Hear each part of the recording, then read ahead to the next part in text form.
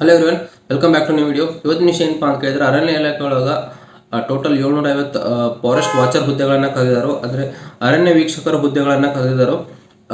ಅದರಲ್ಲಿ ಉಳಿಕೆ ಮೂಲವೃಂದ ಹುದ್ದೆಗಳು 700 ಅದಾವು. ಹಾಗೆ ಕಲ್ಯಾಣ ಕರ್ನಾಟಕ 50 ಹುದ್ದೆಗಳನ್ನು ಡಿವೈಡ್ ಮಾಡಿದ್ದಾರೆ.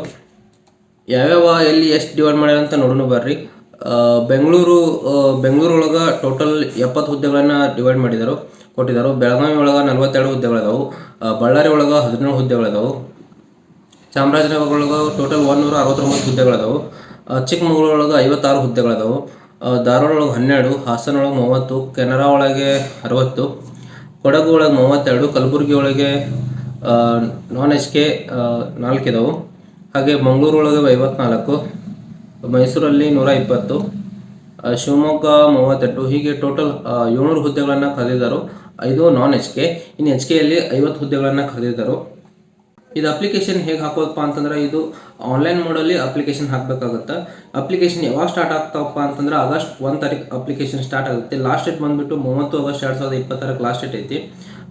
ಇದು ಮತ್ತು ಇದ್ರ exam application payment last date ಬಂದುಬಿಟ್ಟು 2/9/2026 ಇದು ಪೇಮೆಂಟ್ ಲಾಸ್ಟ್ ಡೇಟ್ ಐತಿ.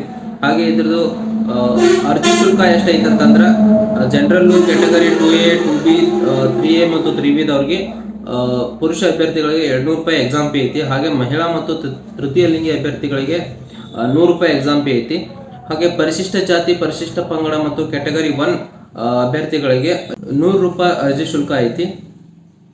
ಇನ್ನು ಮಹಿಳಾ ಮತ್ತು ತೃತೀಯ ಲಿಂಗಿ ಅಭ್ಯರ್ಥಿಗಳಿಗೆ 50 ರೂಪಾಯಿ ಎಕ್ಸಾಮ್ ಫೀ ಐತಿ. ಇದರ ಸ್ಯಾಲ್ರಿ ಬಂದ್ಬಿಟ್ಟು 27,500ರಿಂದ 46,675 ತನಕ ಸ್ಯಾಲ್ರಿ ಐತಿ. ಇದ್ರ ಎಜುಕೇಶನಲ್ ಕ್ವಾಲಿಫಿಕೇಶನ್ ಬಂದ್ಬಿಟ್ಟು SSLC ಆಗಿರಬೇಕು. ಏಜ್ ಲಿಮಿಟ್ ಬಂದ್ಬಿಟ್ಟು 18 ವಯಸ್ಸು ಆಗಿರಬೇಕು. 18 ವಯಸ್ಸಿಗಿಂತ ಮೇಲ್ಪಟ್ಟವರಾಗಿರಬೇಕು. ಲಾಸ್ಟ್ ಬಂದ್ಬಿಟ್ಟು ಸಾಮಾನ್ಯ ಅಭ್ಯರ್ಥಿಗಳಿಗೆ 30 ವರ್ಷ ಏಜ್ ಐತಿ. ಹಾಗೆ ಕ್ಯಾಟಗರಿ 2A, 2B, 3A, 3Bದವ್ರಿಗೆ 37 ವರ್ಷ ಏಜ್ ಲಿಮಿಟ್ ಐತಿ. ಪರಿಶಿಷ್ಟ ಜಾತಿ ಮತ್ತು ಪರಿಶಿಷ್ಟ ಪಂಗಡ ಹಾಗೂ ಕ್ಯಾಟಗರಿ 1 ಅಭ್ಯರ್ಥಿಗಳಿಗೆ ಗರಿಷ್ಠ ಏಜ್ ಲಿಮಿಟ್ 33 ವರ್ಷ ಏಜ್ ಲಿಮಿಟ್ ಐತಿ. ಮತ್ತು ಇದ್ರ ಫಿಸಿಕಲ್ ಕ್ವಾಲಿಫಿಕೇಶನ್ ಬಂದ್ಬಿಟ್ಟು ಹೈಟ್ 163 ಸೆಂಟಿಮೀಟರ್ ಹೈಟ್ ಇರಬೇಕು. ಹಾಗೆ ಮತ್ತು ಪರಿಶಿಷ್ಟ ಪಂಗಡ ಮತ್ತು ಅರಣ್ಯ ಬುಡಕಟ್ಟು ಜನಾಂಗದವರಿಗೆ 152 ಸೆಂಟಿಮೀಟರ್ ಹೈಟ್ ಇದ್ರೆ ಸಾಕು. ಎದೆ ಅಂದರೆ ಚೆಸ್ಟ್ 79 ಸೆಂಟಿಮೀಟರ್ ಇರಬೇಕು. ಮತ್ತು ST ಮತ್ತು ಅರಣ್ಯ ಬುಡಕಟ್ಟು ಜನಾಂಗದವರಿಗೆ 74 ಸೆಂಟಿಮೀಟರ್ ಆಗಿರಬೇಕು. ಮತ್ತು ಎಕ್ಸ್ಪಾಂಡ್ ಮಾಡಿದ್ರೆ 5 ಸೆಂಟಿಮೀಟರ್ ಎಕ್ಸ್ಪಾಂಡ್ ಮಾಡಬೇಕು. ಹಾಗೆ ಮಹಿಳಾ ಅಭ್ಯರ್ಥಿಗಳಿಗೆ 150 ಸೆಂಟಿಮೀಟರ್ ಹೈಟ್ ಇರಬೇಕು.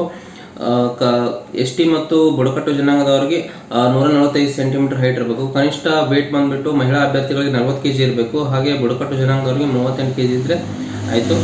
ಪುರುಷ ಅಭ್ಯರ್ಥಿಗಳಿಗೆ ರನ್ನಿಂಗ್ 1600 ಮೀಟರ್ ಓಟನ 7 ನಿಮಿಷಗಳು ಕಂಪ್ಲೀಟ್ ಮಾಡಬೇಕು. ಹಾಗೆ ಮಹಿಳಾ ಅಭ್ಯರ್ಥಿಗಳು 1000 ಮೀಟರ್ ಓಟನ 6 ನಿಮಿಷಗಳಲ್ಲಿ ಕಂಪ್ಲೀಟ್ ಮಾಡಬೇಕು. ಇನ್ನು 100 ಮೀಟರ್ ಓಟ 15 ಸೆಕೆಂಡ್ಗಳು ಕಂಪ್ಲೀಟ್ ಮಾಡಬೇಕು ಪುರುಷ ಅಭ್ಯರ್ಥಿಗಳು. ಮಹಿಳಾ ಮತ್ತು ಮಾಜಿ ಸೈನಿಕ ಅಭ್ಯರ್ಥಿಗಳು 18.5 ಸೆಕೆಂಡ್ ಟೈಮ್ ಒಳಗೆ 100 ಮೀಟರ್ ಓಟನ ಕಂಪ್ಲೀಟ್ ಮಾಡಬೇಕು. ಇನ್ನು ಎತ್ತರ ಜಿಗಿತ ಪುರುಷ ಅಭ್ಯರ್ಥಿಗಳು 1.20 ಮೀಟರ್ ಹೈಟ್ ಜಿಗಬೇಕು. ಹಾಗೆ ಮಹಿಳಾ ಮತ್ತು ಮಾಜಿ ಸೈನಿಕ ಅಭ್ಯರ್ಥಿಗಳು 0.90 ಮೀಟರ್ ಜಿಗಿದ್ರೆ ಸಾಕು. ಉದ್ದ ಜಿಗಿತ 3.80 ಮೀಟರ್.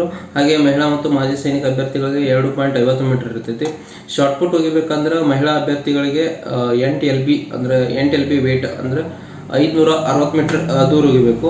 ಪುರುಷ ಅಭ್ಯರ್ಥಿಗಳು 16 LB ವೇಟ್ ಇರ್ತೈತಿ. ಅದನ್ನ 5.60 ಮೀಟರ್ ದೂರ ಹೋಗಿಬೇಕು. ಇನ್ನು 800 ಮೀಟರ್ ಓಟ ಇರ್ತೈತಿ. ಅದರಲ್ಲಿ 2 ನಿಮಿಷ 50 ಸೆಕೆಂಡ್ಗಳು ಕಂಪ್ಲೀಟ್ ಮಾಡಬೇಕು ಪುರುಷ ಅಭ್ಯರ್ಥಿಗಳು.